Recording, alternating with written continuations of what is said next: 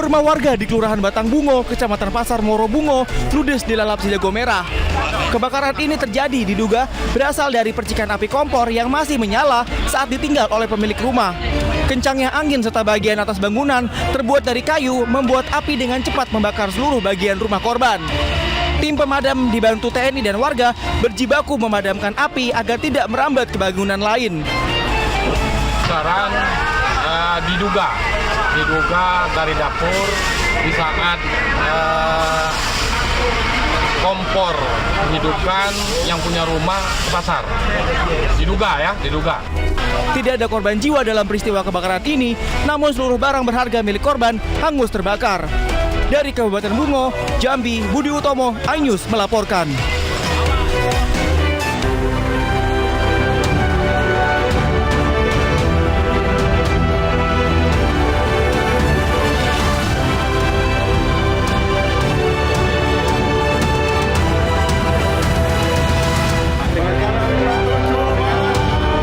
Eksekusi rumah sengketa di Purwokerto, Jawa Tengah ricuh. Ratusan orang menghadang petugas eksekusi dari Pengadilan Negeri Purwokerto.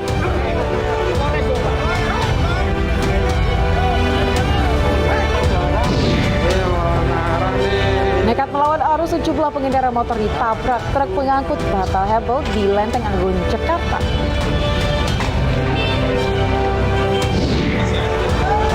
Kabel kereta gantung 8 orang terjebak di ketinggian 270 meter di Pakistan.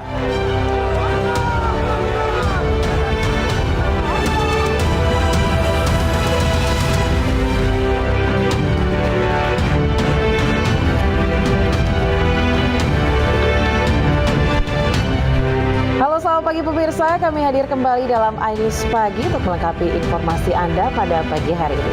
Ya, selain 3 berita utama tadi, pemirsa, kami juga telah menyiapkan sejumlah informasi menarik lainnya.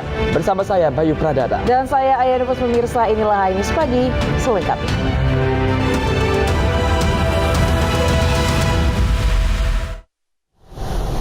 Ya, pemirsa, kita awali iNews Pagi pada hari ini di mana eksekusi rumah sengketa di Purwokerto ricuh.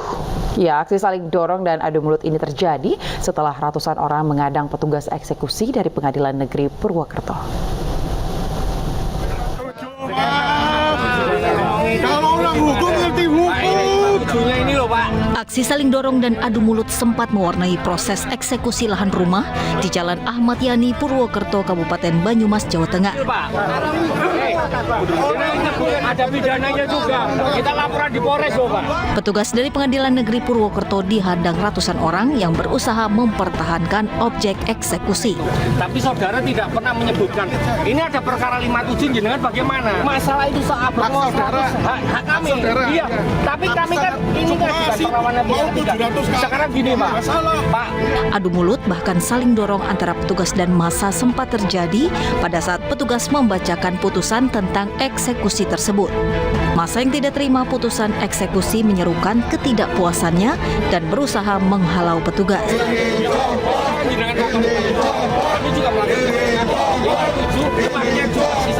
Perlawanan tersebut dilakukan oleh pihak tergugat karena dinilai proses eksekusi tersebut tidak sah. Beruntung, ratusan aparat kepolisian yang mengamankan jalannya proses eksekusi dapat menengahi ketegangan tersebut sehingga kericuhan dapat diredakan. Agenda pelaksanakan eksekusi terhadap objek sengketa atas nama Ibu Johra bisa dilaksanakan secara sukarela, ya. Artinya dari pihak termohon memberikan secara sukarela kunci kepada pihak pemohon eksekusi. Oke, itu aja. Dan kemudian setelah diserah terimakan kunci secara sukarela kepada pemohon eksekusi bahwa objek sengketa ini akan dibeli kembali kepada pihak termohon eksekusi dan diberi jangka waktu selama Uang yang sudah masuk dan kami diberi kesempatan di sini tanpa ada gangguan apapun. Bu Joka bisa menempati di sini, barang-barangnya juga kita lakukan. Jadi ini permasalahannya. Setelah berlangsung panas dan alot serta membutuhkan waktu sekitar 5 jam lamanya, akhirnya pihak Pengadilan Negeri Purwokerto, termohon eksekusi, dan juga pemohon eksekusi melakukan perundingan. Sehingga usai perundingan tersebut menghasilkan kesepakatan bahwa tergugat secara sukarela menerima eksekusi. Dari Banyumas, Jawa Tengah, Saladin Ayubi, iNews melaporkan. Pemirsa, puluhan warga Desa Jayasari, Kecamatan Cimarga, Lebak, Banten mengaku adanya dugaan penyerobotan lahan oleh mantan bupati mereka. Saat ini tanah, sawah, dan rumah mereka sudah menjadi lokasi tambang pasir.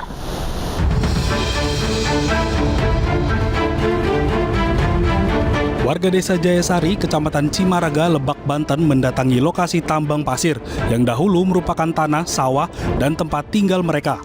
Warga mengaku tak berdaya karena mereka menduga mantan bupati mereka telah menyerobot lahan milik masyarakat. Awalnya diduga sertifikat hak milik tanah mereka diminta oleh RT dan kepala desa yang kemudian diserahkan ke mantan bupati mereka. Aparatur desa tersebut berdalih ada perubahan data yang mengharuskan sertifikat tanah mereka dikumpulkan dan akan dikembalikan. Namun selama hampir 3 tahun lamanya, sertifikat tersebut tak kunjung kembali. Sejumlah alat berat malah turun ke lokasi dan meratakan kampung mereka. Kenapa kami menuju Jakarta Pusat? Karena di Banten kami sudah tidak percaya, betul? Warga sempat melawan namun jumlah warga kalah. Banyaknya petugas penjaga tambang pasir termasuk dugaan adanya pengamanan dari aparat. Tapi selama proses ini ada jual beli nggak Pak? Nggak ada jual beli. Nggak ada jual beli. Gitu. Kalau menurut undang-undang Pak, soalnya sebelum permasalahan dilanjut, itu sepikat dulu Pak, yang diambil duluan. Katanya mau difotokopi. Itu tanya ke warga, mau di. Iya, benar. Sebelum ada lanjut. Gitu. Saya minta hak saya Pak, minta hak saya, hak warga, semua warga, minta haknya. Yang udah dirampas, udah diruksak itu Kujabe. Sementara itu, menurut juru bicara mantan Bupati Lebak, tidak ada penyerobotan lahan di desa tersebut. Pertama sebetulnya kasus itu nggak ada penyebutan tanah. Kenapa? Saya mau ilustrasikan tanah wajib itu banyak. Jadi untuk menyerobot lahan orang. Saat ini setidaknya 25 warga yang masih memperjuangkan hak mereka atas tanah mereka. Warga sudah beberapa kali melaporkan kejadian tersebut ke Polda Banten hingga melakukan aksi unjuk rasa ke Mabes Polri. Dari Lebak, Banten, Iskandar Nasution, iNews melaporkan. Tolak pengembangan Pulau Rempang menjadi kawasan ekonomi baru. Ratusan warga Batam melakukan aksi penghadangan mobil operasional proyek. Warga meminta tempat relokasi yang layak huni dan dilibatkan dalam proyek pengembangan agar bisa mendatangkan nilai ekonomi bagi masyarakat sekitar.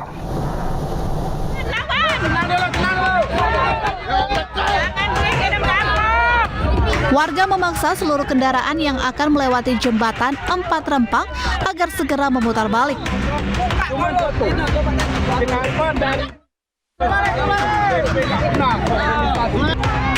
Ketegangan sempat terjadi saat petugas kepolisian yang berjaga meminta agar warga membuka jalan yang diblokade dan segera membubarkan diri.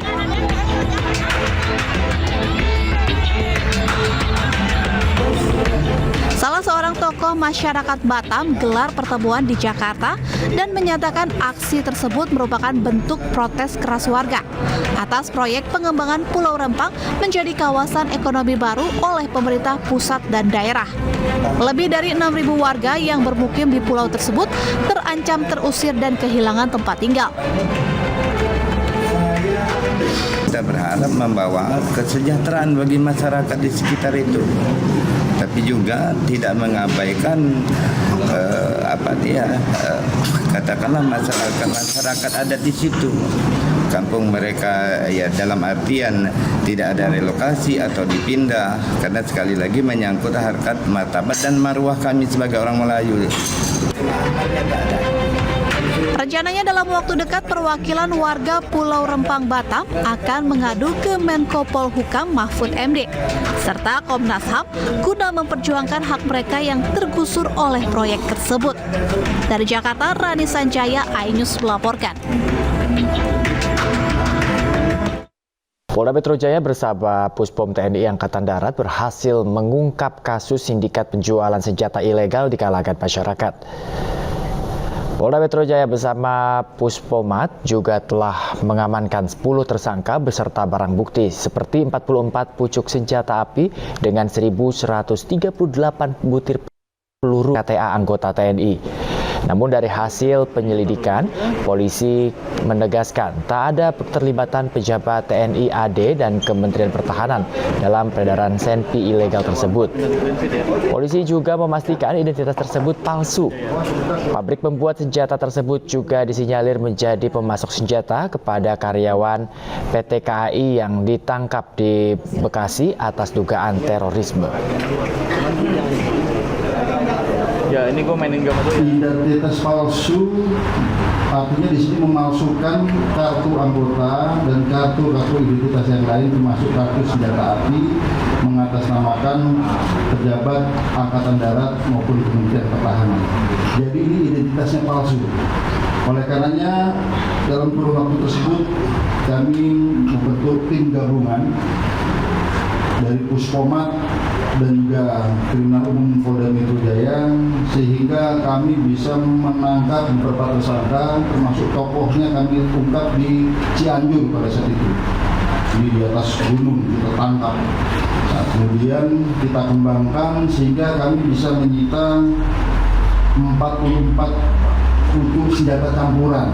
Artinya di sini ada yang pabrikan, ada yang rakitan, ada yang airgun maupun airsoft gun. Nanti Ya, pemirsa, seorang wanita muda menjadi korban pembacokan oleh orang tak dikenal di Sukabumi, Jawa Barat. Akibatnya korban mengalami luka sabetan senjata tajam di bagian lutut kaki sebelah kanan. Bacok di pembayanan di motor. Seorang wanita bernama Febrina Handayani dibacok sejumlah orang tak dikenal di Kampung Babakan Pamoyanan, Desa Selawangi, Sukaraja, Sukabumi, Jawa Barat. Korban yang berusia 21 tahun ini mengalami luka akibat sabetan senjata tajam pada bagian lutut kaki sebelah kanan. Menurut warga, korban yang dibonceng pacarnya itu melaju dari arah Sukaraja menuju Cirenghas. Namun saat melintas di lokasi kejadian, para pelaku yang berboncengan tiba-tiba langsung membacok korban. Usai melakukan aksinya, para pelaku langsung kabur menuju Sukaraja. Bahkan senjata tajam yang digunakan pelaku jatuh dan tertinggal di lokasi kejadian. Ini ada orang berteriak, makanya lekas keluar dan pas keluar dilihat ada seorang wanita yang tergeletak gitu. Lalu dilakukanlah evakuasi, ternyata pas ditanya dia kena sabetan senjata tajam pas di lutut, katanya seperti itu. Ketika di pertengahan jalan di Babakan Pamoyanan berpapasan dengan satu sepeda motor. Berpapasan di jalan yang kurang bagus jalannya. Tiba-tiba si perempuan itu terasa ada sabetan senjata tajam dan berhenti. Kalau kejadiannya di mana? Kini polisi masih menyelidiki pelaku yang melukai korban, termasuk mendalami adanya dugaan pelaku terafiliasi geng motor. Kasus pembacokan kini dalam penyelidikan Unit Reskrim Polsek Sukaraja. Dari Sukabumi, Jawa Barat, Budi Setiawan, iNews melaporkan.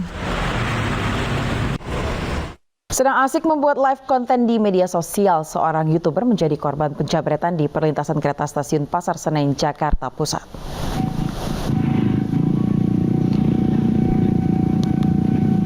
Oke, kita sapa-sapa dulu yang udah hadir.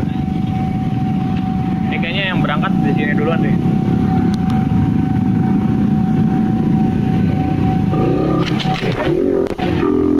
Ya, aksi penjabretan telepon genggam korban oleh dua pelaku beratribut ojek online terekam jelas dalam siaran langsung YouTube Yasin Cakra.